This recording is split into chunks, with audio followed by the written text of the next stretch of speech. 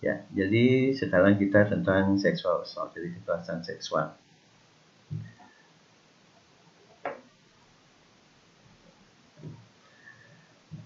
Ya, jadi ini adalah pendahuluan saja bahwa ada dari penegak hukum di Inggris itu menyatakan bahwa Lord Mackay ini menyatakan bahwa suatu hal yang penting itulah kualitas keterangan ahli. Jadi keterangan dari dokter itu sangat diperlukan di pengadilan, sehingga membuat keterangan daripada dokter, keterangan itu adalah bersifat vital, terutama dalam membuktikan kasus-kasus pidana, termasuk juga di dalamnya adalah kekerasan seksual. Ya. Dalam proses pembuktian hukum itu akan dikumpulkan adalah bukti-bukti medis. Jadi bukti-bukti medis ini dikumpulkan dan kemudian nanti akan diubah dalam bentuk alat bukti yang tertulis yang nanti akan bisa diajukan ke pengadilan. Jadi dalam penjelasan sebelumnya, jadi saya sudah jelaskan bahwa dalam proses pembuktian ini ada dua bukti yang diperlukan. Ada bukti yang langsung dan ada bukti sirkumstansial. Bukti langsung itu adalah bukti yang langsung membuktikan tindak pidana tersebut, dalam hal ini adalah kekerasan seksual. Jadi bukti-bukti yang biasanya disampaikan oleh saksi. Jadi untuk kasus kekerasan seksual, korban itu juga dianggap sebagai saksi, yang dikenal sebagai saksi korban. Jadi sehingga nanti apa yang dinyatakan oleh korban itu bisa menjadi kesaksian di pengadilan. Dan yang kedua, jadi bukti-bukti sirkumstansial itu adalah bukti-bukti medis yang dikumpulkan oleh seorang dokter, yang kemudian dikumpulkan, dianalisa. Nah, itu kan menjadi bukti yang nanti akan dibawa ke pengadilan. Jadi bukti-bukti medis untuk kekerasan seksual itu adalah bukti sirkumstansialnya. Yang pertama adalah tanda kedewasaan, jadi maturitas. Jadi tanda-tanda kedewasaan itu yang bukti sirkumstansial yang pertama. Kemudian yang kedua adalah tanda-tanda kekerasan.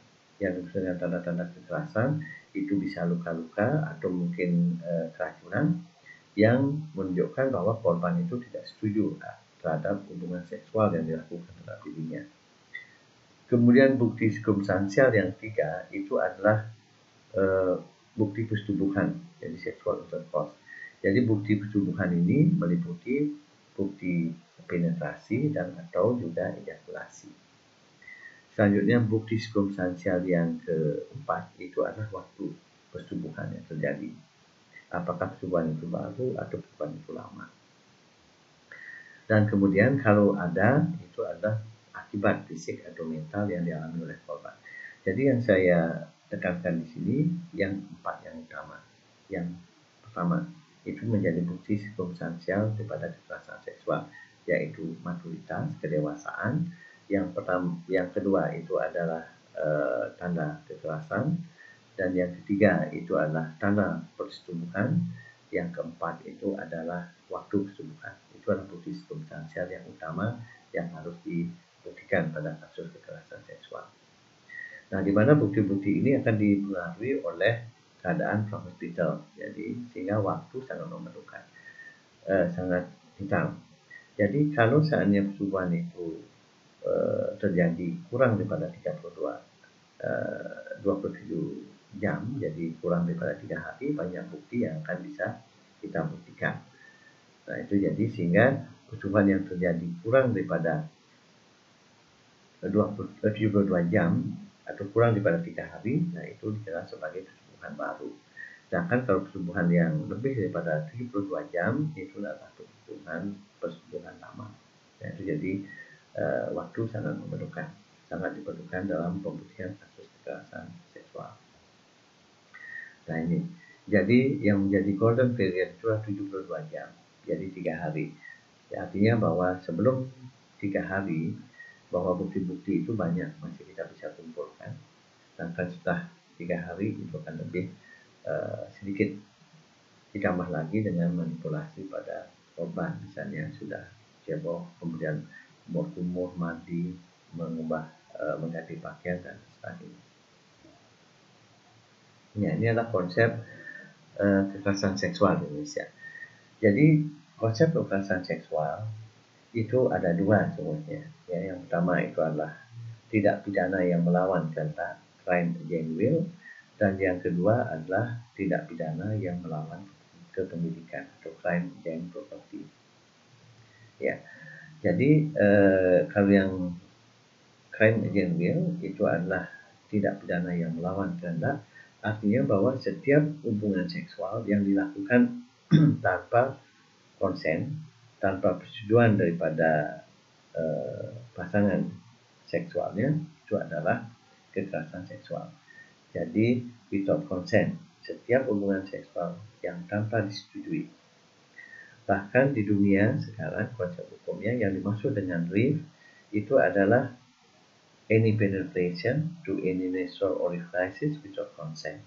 Artinya semua penetrasi atau masuknya pada tubuh ke lubang-lubang alamiah apapun tanpa konsen itu adalah rape. Nah, sehubungan dengan persetujuan atau konsen, ada konsen yang sah menurut hukum atau legal. Ya. Yang sah itu ada syaratnya, ada 4 syarat untuk persetujuan yang sah. Jadi yang pertama itu adalah natural, jadi alamiah. Yang kedua adalah spontan. Yang ketiga itu adalah volunteer, atas keinginan sendiri. Dan yang keempat itu adalah unequivocal, artinya tidak ada keraguan. Nah, jadi syarat natural di sini ini alamiah, ini berhubungan dengan maturitas. Jadi karena secara alamiah bahwa orang yang termasuk anak-anak itu di bawah 18 tahun berundang-undang itu tidak bisa memberikan konsen. Jadi sehingga setiap hubungan seksual dengan anak-anak meskipun disetujui itu dianggap persetujuannya itu tidak sah. Jadi karena tidak mungkin unsur nasal, jadi alamiahnya tidak terpenuhi. Jadi setiap hubungan seksual dengan anak-anak adalah kejahatan seksual, meskipun tidak ada luka-luka, meskipun tidak ada tanda-tanda perlawanan. Nah, sedangkan kalau hubungan seksual yang dilakukan dengan 3F, force itu dengan kekerasan, fear itu adalah ancaman kekerasan, fraud itu adalah tipu daya, jadi itu adalah kejahatan seksual.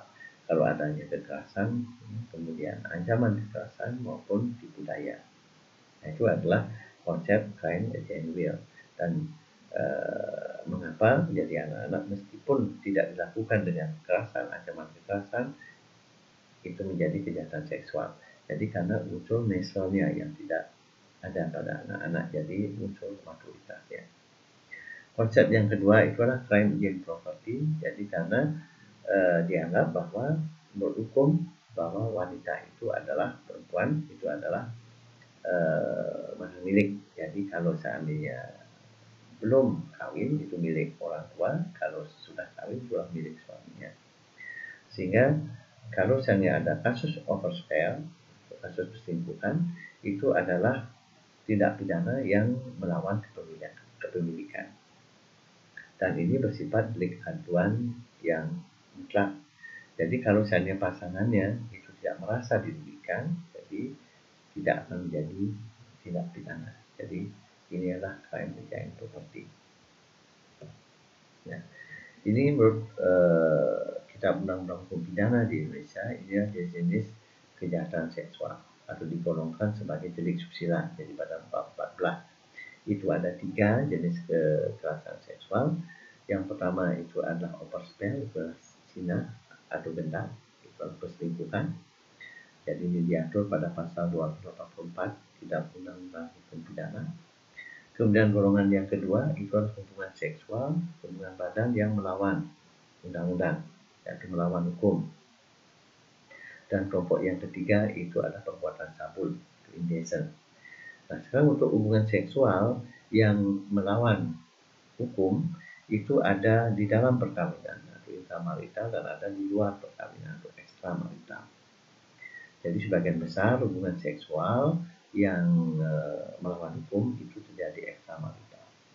Yang intramarital itu misalnya diatur pada pasal 288 Kitab Undang-Undang Hukum Pidana. Ini kalau seandainya seorang suami di mana istrinya masih di bawah umur, ada hubungan badan, kemudian istrinya mengalami luka-luka. Nah, itu akan kena pasal 288. Jadi, hubungan seksual yang melawan hukum di dalam rumah tangga, intramarital. Nah, sedangkan yang melawan hubungan seksual yang melawan hukum yang di luar perkawinan lebih banyak pasal yang mengaturnya. Misalnya pasal 285 itu yang utama, jadi perkosaan itu hukuman yang paling besar. Itu kalau seandainya hubungan seksual dilakukan bukan terhadap istri dengan kekerasan atau ancaman kekerasan, jadi dipidana dengan perkosaan selama 12 tahun. Atau mungkin pasal 286 itu adalah hubungan seksual dengan wanita yang tidak sadar. Nah, jadi yang tidak sadar hukumannya menjadi lebih kurang 7 tahun. Kemudian 287 itu adalah hubungan seksual dengan anak yang masih di bawah umur. 287. Kemudian yang ekstramarital adalah 291.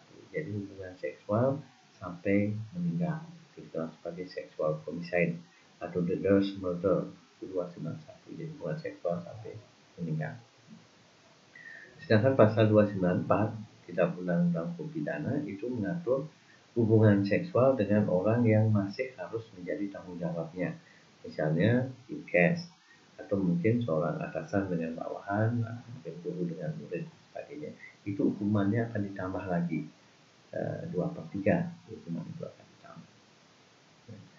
Nah, sedangkan kekerasan seksual yang tergolong perbuatan cabul itu yang tidak melibatkan genitalia, jadi yang tidak genitogenital, ya. Termasuk juga di dalamnya nanti adalah anal seks, oral seks. Nah, jadi yang perbuatan cabul itu yang non genital. Termasuk juga di dalamnya adalah pornografi, pornografi. Itu adalah pencabulan.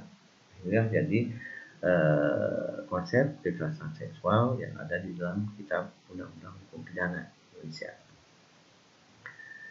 Nah, ini kalau kita lihat di pada definisi kekerasan seksual anak, child sexual abuse, berdasarkan Undang-Undang Perlindungan Anak.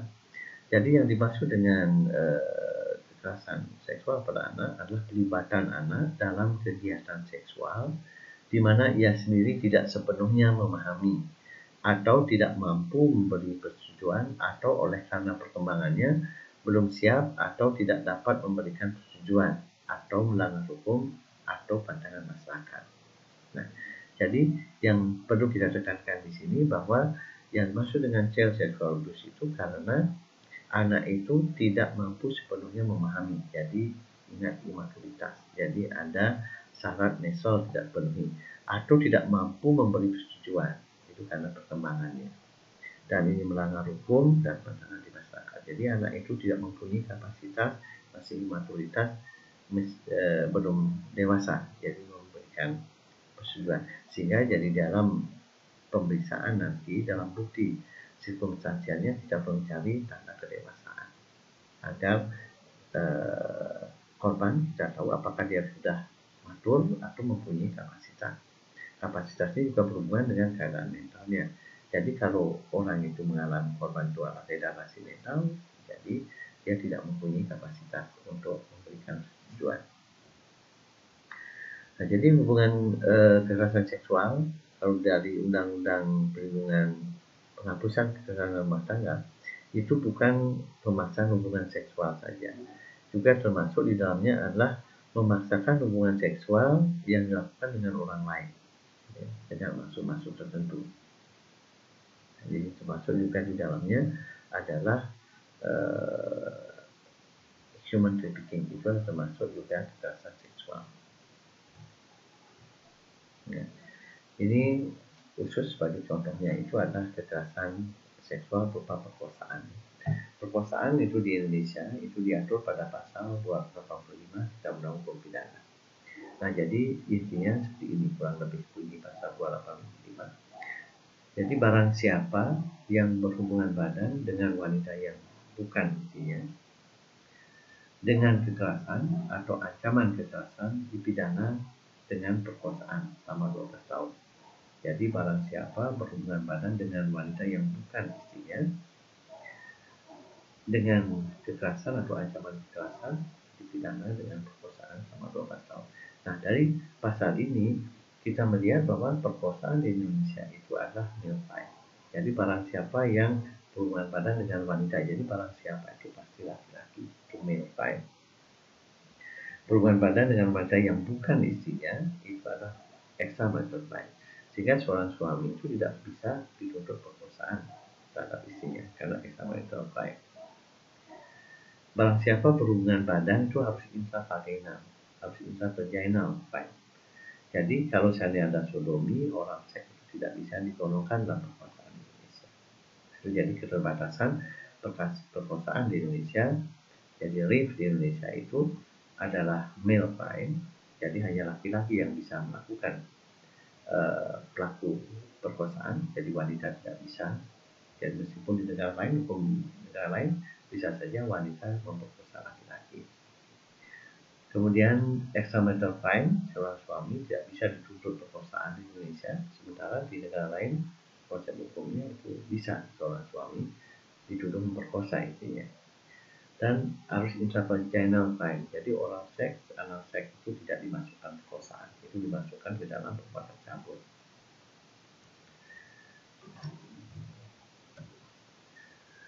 Jadi bagaimana pemeriksaannya?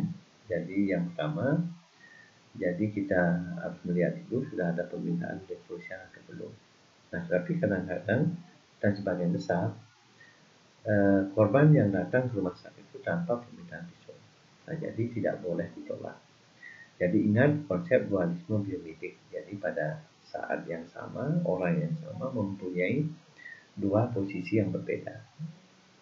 Nah, jadi pada saat masuk, kalau belum ada permintaan visum, ya itu adalah seorang pasien. Sehingga orang tersebut memerlukan pemeriksaan dan kemudian dicatat dalam rekam medik. Dan begitu seandainya nanti ada surat permintaan visum, jadi akan menjadi korban. Sehingga bisa dibuat visum et repertum itu berdasarkan rekam medik yang ada. Ya, kemudian yang kedua, ingat informed consent. Terutama ini adalah pemeriksaan di tempat-tempat yang sensitif. Jadi intimate body search itu jadi memerlukan informed consent, baik tertulis maupun tidak tertulis. Jadi terutama pada pemeriksaan di organ-organ intim. Kemudian selanjutnya bahwa kasus kekerasan seksual itu adalah kasus yang sensitif gender, sehingga memerlukan pendamping yaitu kaperon. Jadi kaperon itu bisa kawan atau perawat yang perempuan. Nah, kemudian dilakukanlah pemeriksaan dan dokumentasi. Dan sebelumnya sudah saya jelaskan dalam dokumentasi itu ada fotografi dan ada naratif, dan kemudian baru dibuat visum et repertum sesuai dengan prosedur mediko legal. Ya. Nah, jadi prinsip pemeriksaannya itu sama dengan pemeriksaan kasus yang lain. Yang pertama informed consent dulu, kemudian dilakukanlah analisis. Jadi analisis ini ada yang general, yang umum, dan ada yang khusus.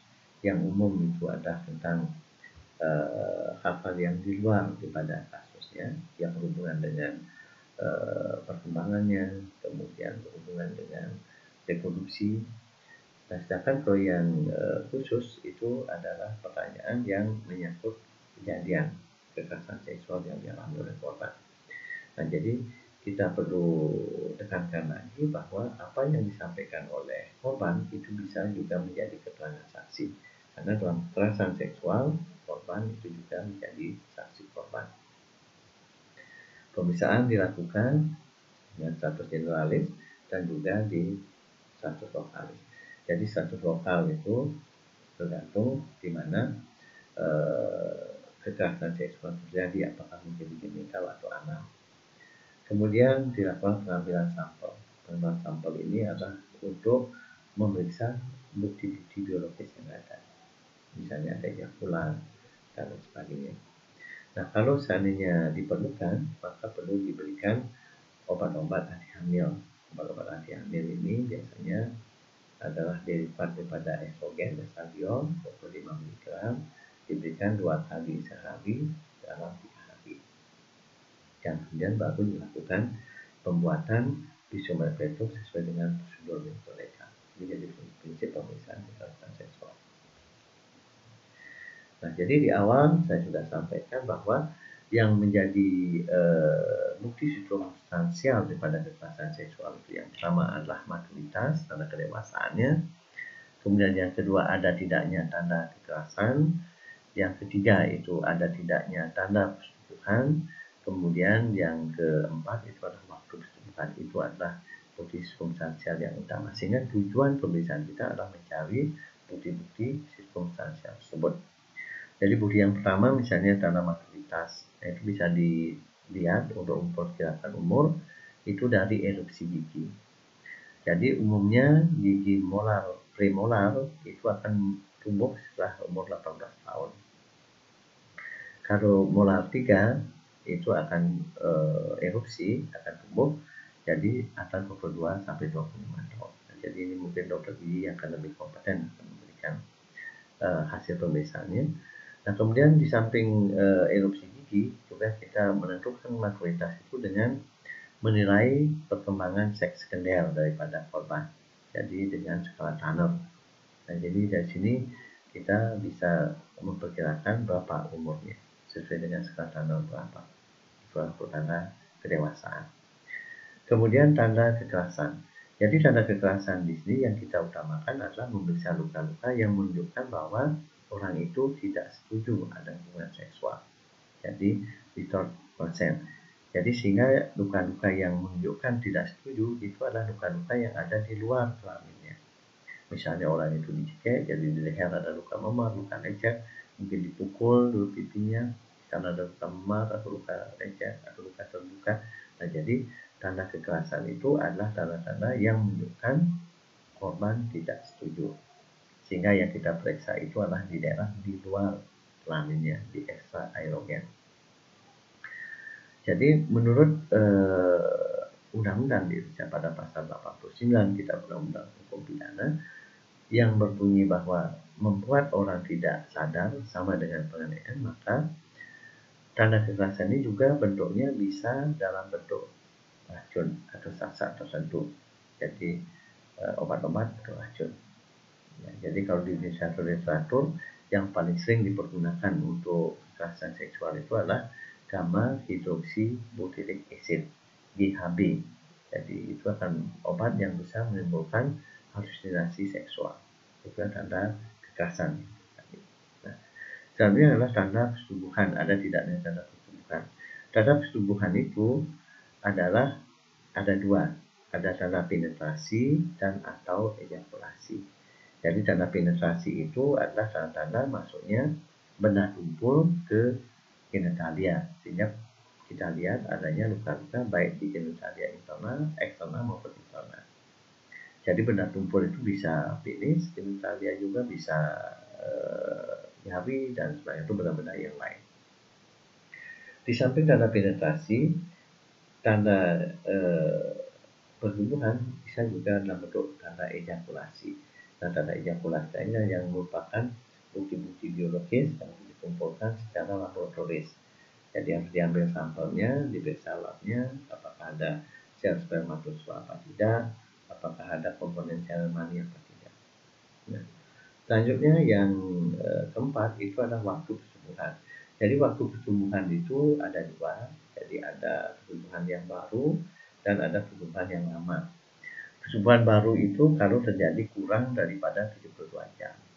Jadi masih kalau ada luka-luka, masih ada menunjukkan tanda radang, atau mungkin masih ada ejakulat yang bisa ditemukan. Dan kalau memang sudah lebih daripada 72 jam, kita tidak bisa menentukan lagi kapan terjadinya. Apakah 3 bulan yang lalu, 3 tahun yang lalu, bukan sama gambarannya. Sehingga dikatakan sebagai persetubuhan lama. Nah, jadi selanjutnya kalau memang ada akibat persetubuhan atau mungkin identitas pelaku itu tidak diutamakan kita memeriksa. Tapi kalau ada, jadi boleh kita periksa juga kalau memang ada. Tapi yang jelas 4 yang di atas seperti tadi, tanda maturitas, kekerasan, persetubuhan, dan waktu persetubuhan itu harus diperiksa. harus ditentukan dalam pemeriksaan kekerasan seksual. Nah, ini pada saat anamnesis, jadi ingat bahwa anamnesis itu adalah untuk kepentingan pembuktian. Jadi keterangan daripada saksi itu juga adalah keterangan korban juga keterangan saksi. Jadi sehingga perlu dicatat. Nah, jadi yang perlu diperhatikan di sini bahwa korban itu sudah diinterogasi sebelumnya oleh polisi waktu dia melapor. Jadi jangan sampai kita sebagai dokter menginterogasi ulang. Jadi diusahakanlah apa yang diperlukan ya, secara humanis kita tanyakan ke korban. Sehingga sudah ada form untuk kekerasan seksual, jadi apa yang kita perlukan datanya kita pakai dulu, kemudian baru kita tanyakan dan baru kita tulis. Jangan langsung bertanya kemudian baru langsung menulis. Jadi itu seperti terkesan interogasi. Nah, jadi biasanya dokter berhubungan dengan pasien. Ini jadi pada saat analisis ini hubungannya menjadi abnormal karena dokter itu berhubungan dengan korban, bukan dengan pasien. Korban itu adalah barang bukti atau korpus delikti. Sehingga jadi pada saat analisis itu sangat dipengaruhi oleh bagaimana keadaan mental daripada korban. Dan ini juga akan mempengaruhi interpretasi daripada seorang dokter. Jadi korban itu bisa agresif, bisa depresi. Dan kemudian kalau misalnya korban itu mengalami post-traumatic syndrome, salah satunya adalah avoidant, dia akan menolak untuk menjawab. Atau mungkin dia flashback, dia akan selalu ingat kejadian-kejadian saat kekerasan seksual. Nah, jadi yang kita ingat sebagai profesi dokter, bahwa seorang dokter itu harus imparsial. Artinya tidak melihat, tidak boleh terjadi transferensi. Jadi hanya simpati saja, empati boleh, ya, empati dan tidak mengalami transferensi, artinya jadi ikut larut dalam penuturan pada korban dan tidak menginterogasi, kemudian dipertahankan dengan ini ya kesopanan dan ingat ini adalah suatu konfidensialitas yang dikerahkan medis. Nah, jadi untuk kasus child sexual assault ya, jadi biasanya kita dari sexual anamnesis bukan kepada anaknya. Tapi ingat kalau misalnya anak itu sudah berumur 3 tahun, jadi kita bisa melakukan privasi setting. Jadi untuk menyingkirkan bahwa yang melakukan itu bukan yang mengantar. Dan privasi setting kita curiga bahwa yang mengantar itu yang melakukan, lakukanlah privasi setting. Tapi salahnya bahwa korban itu harus berumur di atas 3 tahun. Ya, ini jadi yang umum, analisis umum, umur bisa ditanyakan. Jadi untuk memberikan data tentang maturitas, kemudian status perkawinan. Jadi untuk memungkinkan kita mengetahui nanti bukti-buktinya, karena kalau orang yang sudah mengalami luka-luka di genitalianya, itu tidak akan muncul luka-luka yang baru, misalnya robekan himen, atau kita harus mencari luka-luka yang ada di genitalia yang bukan di himen. Juga kehamilan, persalinan, ada aborsi, juga menstruasi. Tanyakan jadi kapan menstruasi pertama dan kapan menstruasi yang terakhir.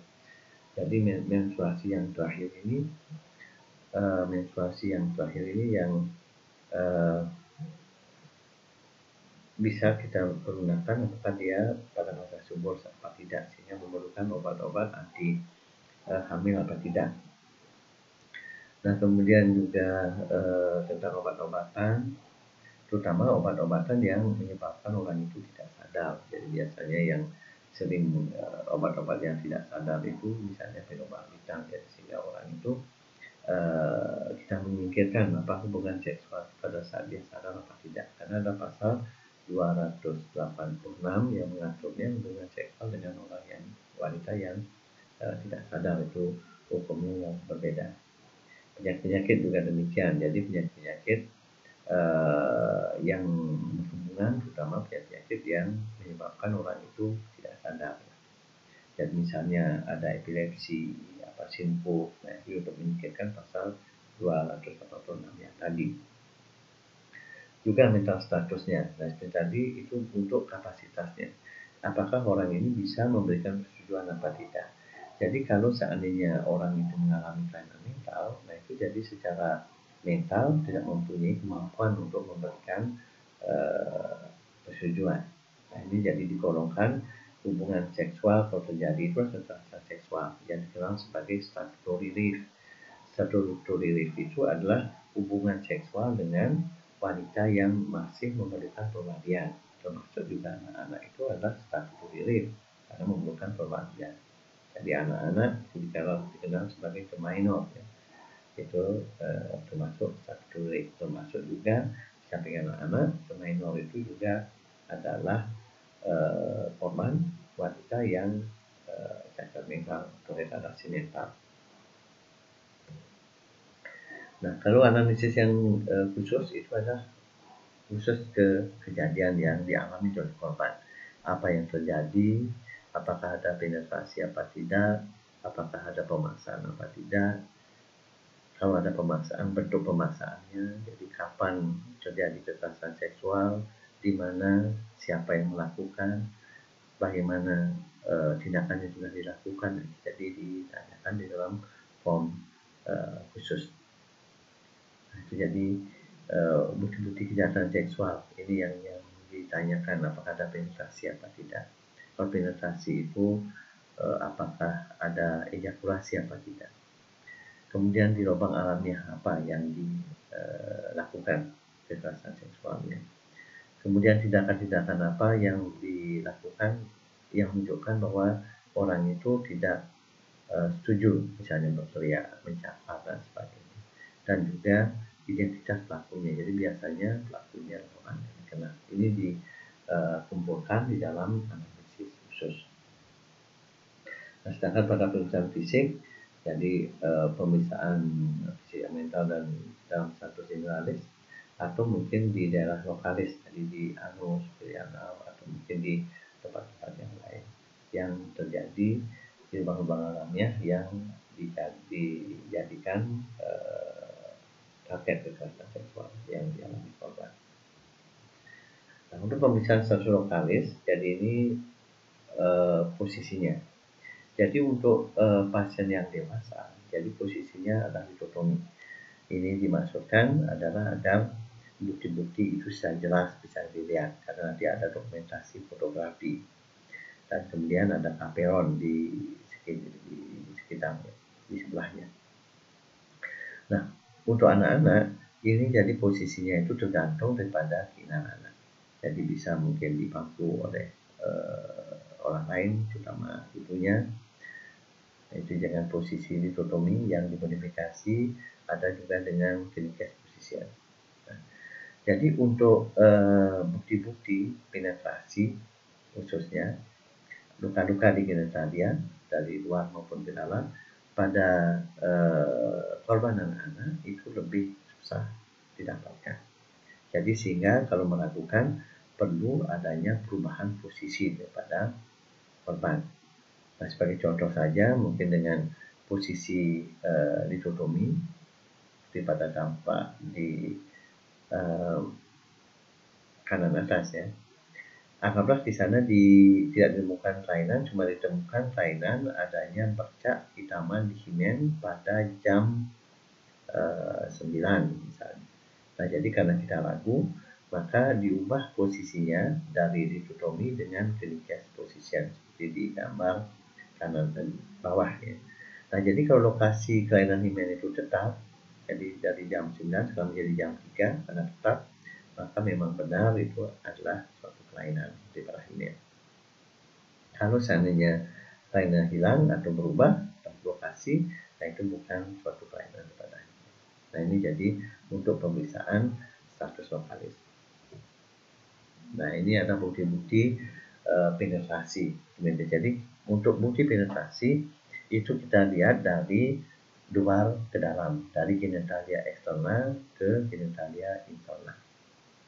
Nah, jadi untuk penetrasi, ini tidak setiap penetrasi menimbulkan luka-luka. Dan juga tidak setiap luka itu diakibatkan oleh penetrasi. Karena penetrasi ini ada penetrasi minimal, ada penetrasi yang komplit. Yang dimaksud dengan penetrasi minimal atau yang parsial, menurut hukum Nojon, itu adalah gland penis berada di antara kedua labia mayora. Nah, gland penis yang berada di antara kedua labia mayora itu sudah penetrasi minimal. Karena daerah di antara kedua labia mayora itu namanya vulva, maka dikenal sebagai vulvar sex intercourse. Antara labia mayora ini belum ada lubrikasi, karena lubrikasi pada vagina itu muara daripada kelenjar Bartholin ada di labia minora. Jadi vulva ini masih lebih luar dibandingkan dengan muara Bartholin, sehingga dikenallah dry sex intercourse. Itu nama lainnya saja. Atau mungkin penetrasi yang ada di antara dua kuris daripada anak-anak. Ya, itu jadi penetrasi minimal. Jadi yang disebut dengan penetrasi minimal menurut Nojon itu adalah gland penis berada di antara kedua labia mayora atau di daerah vulva, dengan vulva sex intercourse.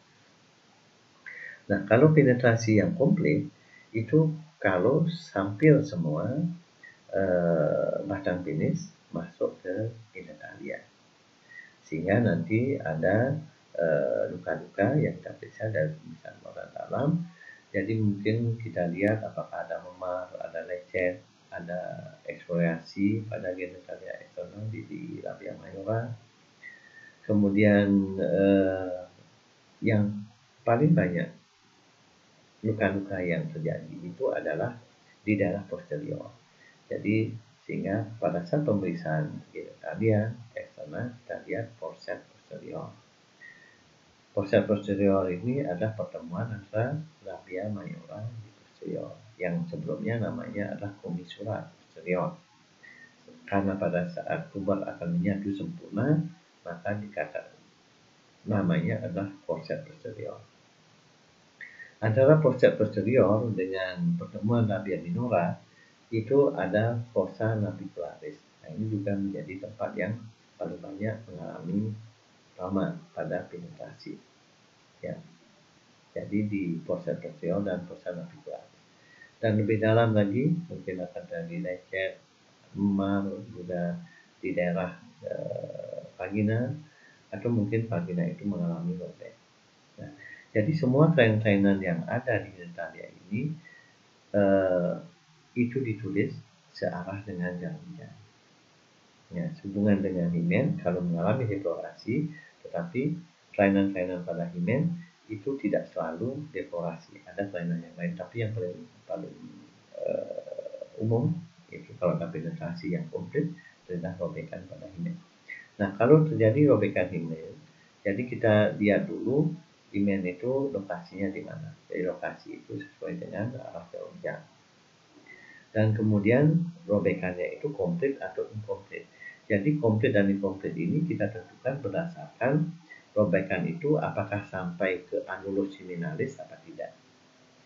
Jadi yang komplit itu sampai ke annulus seminalis, sedangkan yang inkomplit itu tidak sampai ke annulus seminalis. Setelah itu baru kita lihat apakah ada tanda radang atau tidak. Nah, ini untuk menentukan waktu terjadinya kesulitan. Kalau kurang daripada 72 jam itu akan kita mendapatkan adanya reaksi radang, misalnya ada cardinal sign, ada inflamasi, ada hypermenis, ada tenderness, ada bekuan darah. Nah, itu menunjukkan kesulitan darah. Nah, ini untuk robekan daripada himen. Ya, ini adalah data statistik yang menunjukkan bahwa pada kekerasan seksual yang paling banyak mengalami kelainan itu di forceps posterior 70% kasus, dan selanjutnya adalah labia minora, himen cuma 29 kasus, fossa navicularis 25 kasus, dan seterusnya. Ini adalah data-data dari American College of Gynecology tentang lokasi daripada luka-luka pada kekerasan seksual. Nah, ini untuk himen. Jadi himen diperhatikan anatominya bahwa himen itu bervariasi. Ya, jadi untuk himen, jadi adik tentukan dulu pertama kali itu adalah lokasinya pertama kali dulu. Jadi lokasi himen yang normal itu adalah 1/4 vagina bagian depan. Itu suatu kaput yang menempel di sana. Nah, karena lokasi juga akan menentukan vulnerabilitas, jadi kemungkinan mudahnya robek. Kalau himen itu lebih di dalam posisinya dari 1/4 vagina bagian depan, itu akan lebih tahan dari penetrasi, jadi robeknya lebih jarang ditemukan. Sebaliknya, kalau seandainya himen itu lebih keluar, itu lebih gampang mengalami robekan. Nah, jadi lokasi itu pertama. Kemudian yang kedua bentuk. Jadi bentuk himen itu harus diperhatikan karena sangat bervariasi. Biasanya penamaan himen itu tergantung daripada lubangnya. Nah, misalnya yang umum itu adalah himen yang anularis, jadi bentuknya seperti cincin. Ada yang himen yang semilunar, kemudian ada juga yang cruciformis, ada juga yang septus seperti pada gambar. Septus karena lubangnya 2 namanya biformis. Kemudian ada yang bentuknya seperti bibir, labiformis. Ada yang fimbriatus, ada sekat-sekat tapi tidak sampai ke dasar. Ada yang seperti saringan, bibiformis. Ada juga yang imperforatus, seperti ada yang di slide. Nah, jadi yang khas untuk yang robekan pada himen itu adalah robekan pada arah jam 5 sampai jam 7 seperti yang di gambar, sampai ke dasar, kemudian masih ada tanda radangnya. Kalau sudah melahirkan, maka akan tersisalah himen tersebut, namanya himen mesiformis atau karunkula himenalis. Nah, ini bentuknya itu yang biformis, kemudian itu yang cruciformis sebelahnya. Nah, itu ada dentatus itu masih normal. Kemudian di bawah itu ada lihat yang labiformis, ada yang pinpoint yang kecil, ada yang biforis yang sebelah kanan di bawah, atau septus. Nah, ini ada yang modifikasi yang bentuknya semilunar, itu adalah spibulan sabit. Ini yang umum. Yang di tengah itu adalah yang anularis, ada yang imperforatus yang sebelah kanan. Kalau ada kelainan-kelainan sendiri, adalah kelainan-kelainan pada himen. Jadi himen yang paling atas kiri itu kita lihat adanya suatu penyempitan setempat di jam 11. Itu menunjukkan bahwa terjadi penetrasi. Karena ada nyeri setempat, maka terjadilah penyempitan di tempat tersebut. Itu yang jam 11. Sebaliknya kita lihat di jam 5. Itu adalah bentuk tepi dalam daripada himen yang berbentuk V, bentuk U, ya, kilangan jaringannya. Itu adalah tanda penetrasi.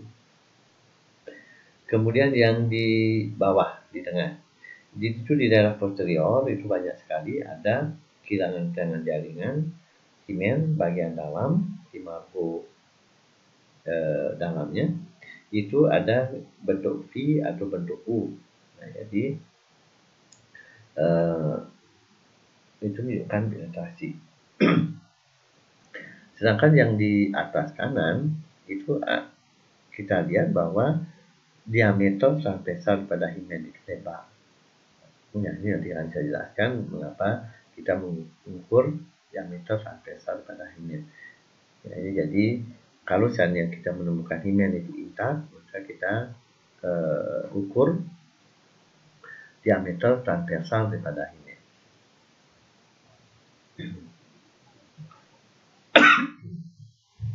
Ya, jadi pada anak-anak, jadi himen itu jarang sekali mengalami robekan. Mengapa demikian? Karena ada beberapa faktor predisposisi. Jadi yang pertama, lokasi himen. Jadi pada anak-anak, lokasi himen itu relatif lebih ke dalam dibandingkan dengan orang dewasa. Mengapa lebih ke dalam? Kita lihat bahwa di mount veneris daripada anak itu akan terjadi deposit lemak, sehingga inilah menyebabkan himen itu akan relatif ke dalam. Jadi ada deposisi lemak di mount veneris. Nah, di samping itu di darah anak masih ada hormon estrogen maternal. Ya, jadi pada saat hamil, hormon estrogen dari ibu akan masuk ke lewat sawal plasenta ke anak. Yang jelas nanti setelah bertambah umur anak akan semakin berkurang, akan diganti oleh estrogen dirinya sendiri. Ya. Ini menyebabkan himen anak itu akan menjadi relatif lebih elastis, sehingga jadi robekannya itu lebih jarang di samping lokasinya. Inilah kelainan pada himen, bukan saja robekan saja, memang yang utama itu robekan kita lihat. Tapi juga bisa memar, bisa juga abrasi, penyempitan setempat, bisa juga bercak pada himen, terutama kalau ada kelainan himen yang yang sudah menyembuh, ada cleft di celah himen atau mungkin kehilangan jaringan himen, terutama di daerah posterior, atau bentuk V atau bentuk U pada margo internal daripada himen. Dan juga ada diameter transversal himen. Nah, ini jadi kita akan bahas dulu lebaran diameter transversal pada himen. Jadi lubang himen itu diameter transversalnya itu sudah dipengaruhi oleh perkembangannya. Jadi semakin besar anak tersebut akan semakin lebar. Memang pada awalnya diameter himen ini masih kontroversi. Jadi apakah ini karena penetrasi, apakah karena variasi, apakah karena perkembangan. Tapi semenjak tahun 2005 dari American Pediatric Association itu menetapkan bahwa diameter transversal daripada himen itu bisa sebagai bukti tambahan untuk penetrasi. Jadi karena pada anak yang mengalami chelobius terjadi penetrasi akan sering ditemukan pelebaran diameter himen. Ada golden periodnya. Jadi pada balita diameter transversal daripada himen itu adalah 5 mili. Dan kemudian setelah balita dari 6 tahun sampai 11 tahun itu bertambah sesuai dengan umurnya. Misalnya 6 tahun 6 mili, 7 tahun 7 mili, dan seterusnya. Nah, kalau seandainya ada anak yang 5 tahun misalnya terjadi diameter transversal himen ini menjadi 10 mili gitu misalnya, itu bisa menandakan sudah terjadi penetrasi. Mengapa terjadi pelebaran diameter transversal himen? Itu ada namanya mekanisme folding mekanisme. Jadi kalau ada penetrasi pada himen, terutama yang bentuknya yang anularis, kalau ada penetrasi maka tepi dalam daripada himen itu akan melipat, akan folding. Nah, kemudian nanti sudah tahu bahwa ada estrogen maternal, itu menyebabkan cepat sembuh. Nah, itu menyebabkan akan terjadilah proses penyembuhan yang cepat pada himen anak, sehingga karena melipat ke dalam, tepi dalamnya, kemudian ada proses sembuh yang cepat, sehingga diameter transversalnya akan menjadi lebih lebar dibandingkan dengan yang tidak ada penetrasi.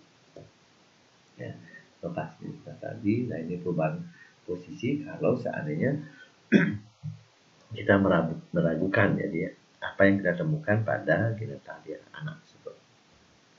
Nah, ini adalah cara pemeriksaannya, itu adalah dengan lateral traksi, artinya kedua tangan dipergunakan. Jangan menggunakan gentle sparasi. Yang dimaksud dengan gentle sparasi itu dengan menggunakan satu tangan. Jadi dengan tunjuk dengan jari tengah dilebarkan, nah itu jadi itu salah. Karena kekuatan kita menarik ke lateral itu jadi tidak sama. Ya, jadi menggunakan lateral traksi, kedua tangan dipergunakan ditarik ke lateral. Hanya saja kalau yang posisinya kneecap position seperti pada gambar di atas yang di kiri itu ditarik ke superolateral sesuai dengan tanah panah, jadi ke atas samping untuk menariknya. Kalau dia itu kneecap position. Kalau dia posisinya litotomi ditarik ke lateral kiri dan kanan seperti gambar. Ya. Nah, jadi untuk pemeriksaan genitalia, jadi yang pertama kali kita lihat infeksi dulu, jadi sama dengan pemeriksaan yang lain. Jadi inspeksi dulu itu dengan lateral traksi. Apakah ada luka-luka yang ada, mulai dari genitalia eksternal, genitalia luar ke genitalia internal. Apakah ada luka-luka di sana? Mungkin luka lecet, luka memar di labia mayora, labia minora, fossa posterior dan sebagainya. Kemudian lihat himennya, ada kain apa tidak, mungkin kalau ada dekorasi. Nah, kalau seandainya himennya itu tidak ada dekorasi, tidak robek, maka lakukanlah pemeriksaan diameter transversal daripada lubang himen. Ya. Kemudian lakukanlah inspeksi palpasi. Kalau ada tanda kalau misalnya robek, ini ada tendonus apa tidak. Kalau robek baru dilakukan vaginal puse untuk memeriksa adeksa.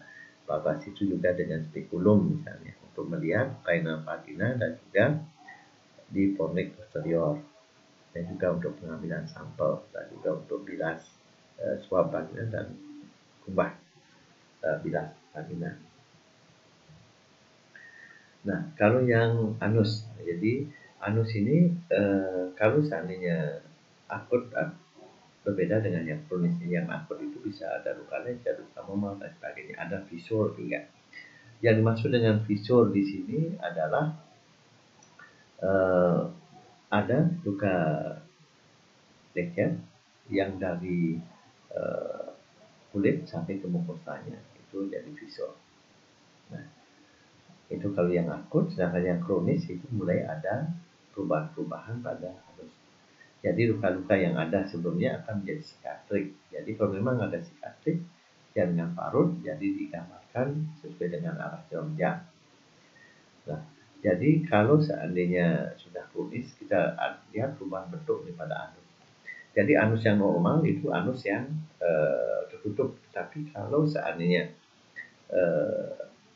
anus sudah ada penetrasi yang berulang, akan jadilah anal laxity. Anal laxity itu adalah anus itu terbuka.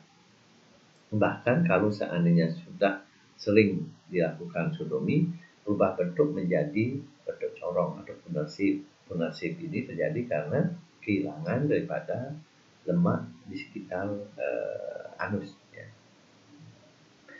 Dan kemudian yang kronis juga terjadi penurunan tonus pintalani, dan juga dengan proctoscopy, mungkin dengan penebalan tirinia pectinia, itu adalah batas antara mukosa dan kulit daripada anus.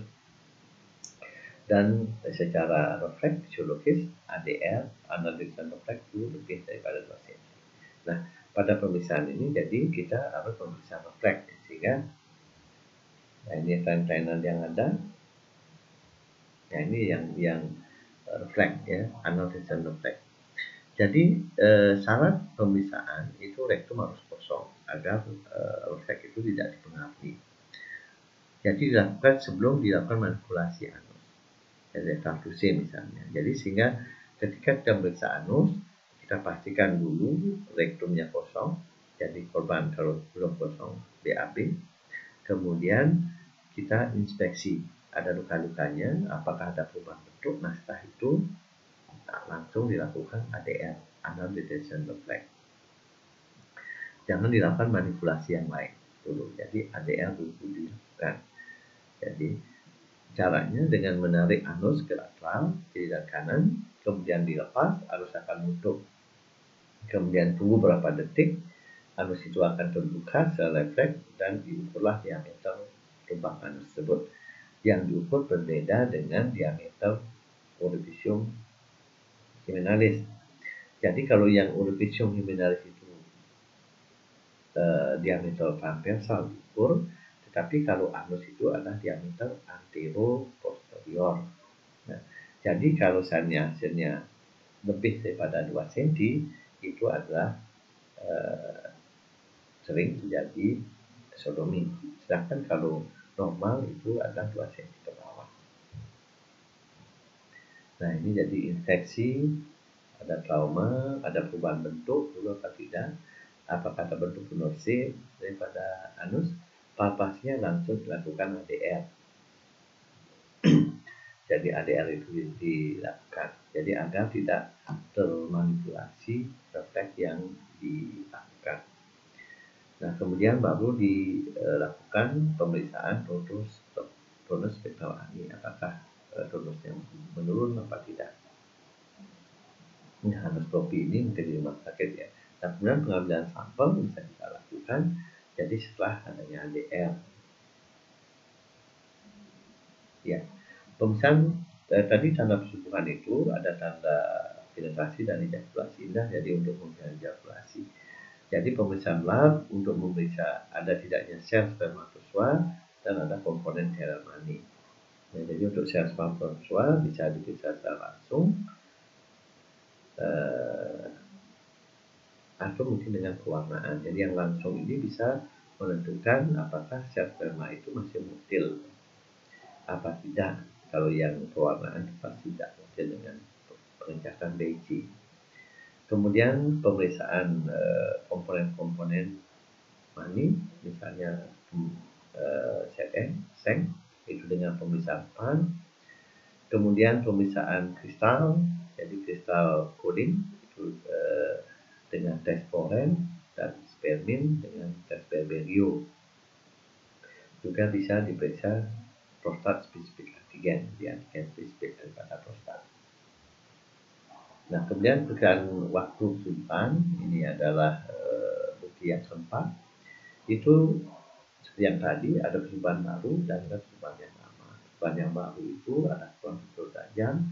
Kita lihat daripada proses penyembuhan pada dia. Kalau memang masih ada tanda radangnya, itu berarti kurang daripada 24 jam. Nah, misalnya ada robekan pembuluh darah, ada tanda radang apa tidak. Kalau misalnya ditemukan sel spermatozoa dan komponen cairan mani, terutama kalau yang belum membersihkan diri, nah itu jadi kita bisa menentukan bahwa itu kurang daripada 24 jam.